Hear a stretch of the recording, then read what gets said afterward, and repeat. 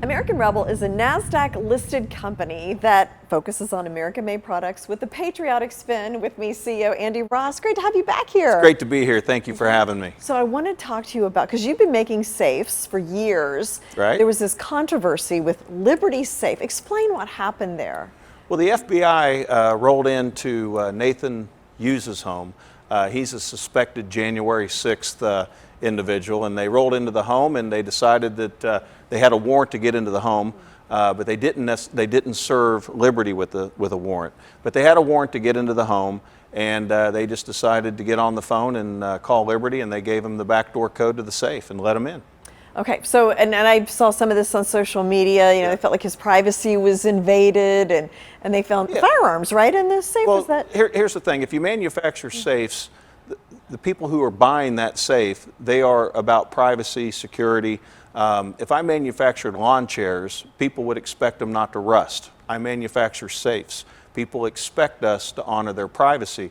And you're not just honoring the individual's privacy, you're respecting and defending privacy as a whole. It's privacy here that's on trial. Yeah, and there wasn't even a court order, right, for No. that safe. So that was the issue. Liberty did not take the issue, take it to court. You see a lot of these tech companies like Apple, they'll get a warrant, they'll fight it, they'll go to court, they'll take it to the fullest extent of the law, which we would do here at American Rebel and Champion Safe.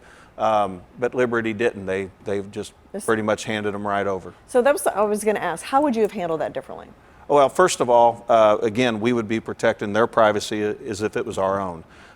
We would definitely require them to give us a subpoena or a warrant. Then we would fight that subpoena or warrant into the court to the fullest extent of the law that we could, and do everything we could to protect their privacy. However, I will say, a professional with the proper tools and knowledge, can get into a bank vault. Before it went through all that process, if the FBI really wanted to get into that safe, they could destroy it and get into it by dark. So I'm really confused why Liberty would just roll over and do such a thing. Just do that. How has this affected American Rebel? We've been, just flooded with calls from all sorts of reasons. A lot of it we expected, and we're getting a lot of calls we didn't expect. There's a big dealer down south that has a big event coming up. They've been running ads on radio. The radio station said, hey, we can't continue to run your ads. We're getting too much backlash. Wow. We have there's stores all over the country where people are going in going, you sold me a Liberty Safe 6 months ago. I want you to come get it. I want my money back. So we're definitely receiving a lot of calls about the backlash that's going on. And as a businessman, we're not disappointed in picking up a lot of new dealers and opting in the business. But it's a bad look for the safe business all the way around is the big picture. And again, it's privacy that's on trial and it needs to be protected. Yeah. Okay, so safe business aside, what else is going on with American Rebel? Oh, American Rebel, we're America's patriotic brand, and I'm finally getting to do something I've had in the works for a couple of years. We're real excited. I am introducing America's patriotic, God-fearing, Constitution-loving, national anthem singing, stand your ground beer. So look out, American Rebel beer is coming, and we're going to softly roll it out in November in a couple states and go nationwide with it starting the first of the year. Tell me about the beer. Is it just one flavor at this point? What state's going to be sold? How do people find it? We're good to go in all states, so we're going to open them up as fast as we can. And like I said, we're going to be a little conservative the rest of this year and through the holidays, but come January, we're going to hit it hard.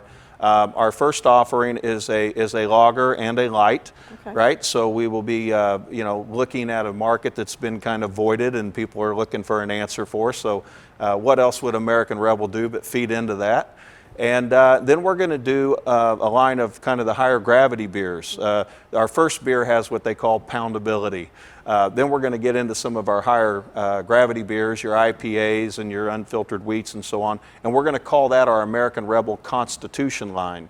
So we'll have our regular American Rebel Light, and then we'll have brands like our American Rebel Constitution, our We the People wheat, and we're just really looking forward to getting out there and putting a dent in this market. I would like to say the beer market is a $44 billion annual market right here in the United States. So it's by far the biggest playing field that we've been able to be in and be involved in.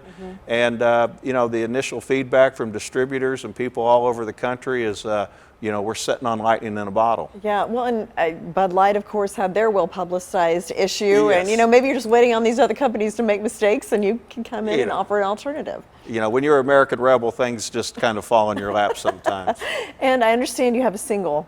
I do. Yes. Have a song out called I Stand For You. It's doing extremely well. Very proud of the song. And, you know, turn on your radio and check it out. It's also available on all digital formats. And next time you need to bring some beer. I will bring some beer, and next time also we've got an I've already written the jingle for the beer, so check that out as well. Awesome. Thank you so much, Andy. AmericanRebelBeer.com.